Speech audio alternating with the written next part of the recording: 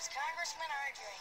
Is all that discussion and debate about you? Yeah, I'm one of the lucky ones. Most bills never even get this far.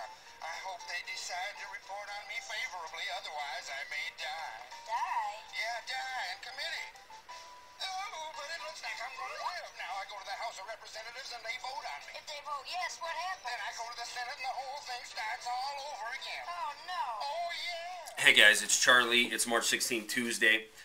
You just saw a little clip of The Bill, a Schoolhouse Rocks cartoon that tried to teach the kids on how legislation was passed through Washington. And basically it follows the Constitution. I mean, it's pretty simple. Article 1, Section 7 basically states all bills shall be brought before the House of Representatives, and if passed, the same bill is brought to the Senate, and if they pass it, it can go to the President, and he can either veto it, in which case it kills it, or he can sign it into law. Those days, this Constitution, those days are gone. We do not live in a constitutional republic anymore. We've turned into a democracy that is ruled by the tyranny of the majority. And the latest egregious act that proves this is what Nancy Pelosi and the Congress is trying to do with this healthcare legislation. They're trying to use something called the slaughter rule, which is very, aptly named because it's slaughtering your liberty. Basically, in a nutshell, they can take amendments that were going to be passed with the Senate bill and just vote yay or nay on the amendments. And if they pass the amendments, the bill itself is deemed to have passed. And then the president can sign it into law. Now, what does this do? It gives cover to all the cowards in Congress who don't want to go home and say, I voted for the health care bill. Because they know 70% of the public is absolutely 100% against the current form of health care legislation. Now, I'm going to draw a comparison to this piece of legislation and how it is directly affected by the Wall Street criminals that we bailed out in 2008 and 2009.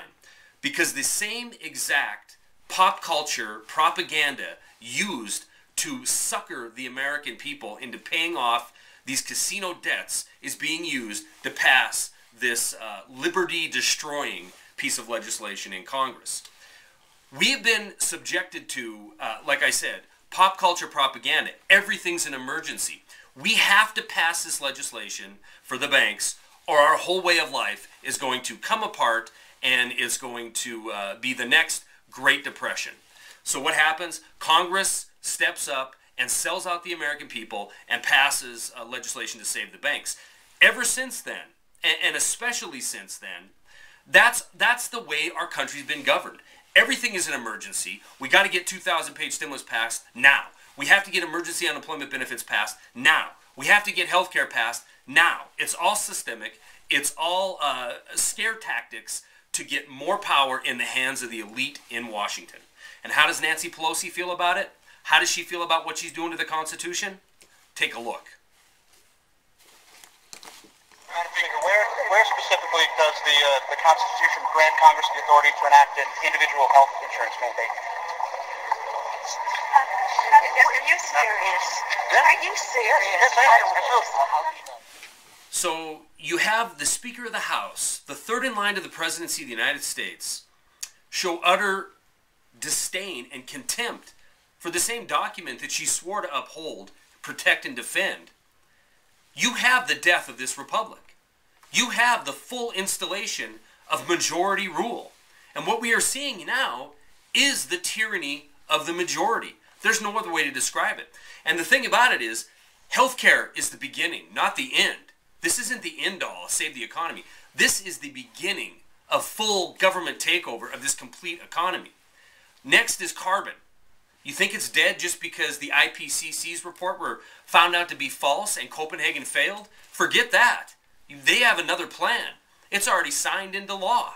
We have the EPA declaring carbon as a pollutant. They can regulate it with the bureaucracy that they already have in place. Now, it isn't over. It's just getting started. Hang on, guys. Hang on. That's all I got.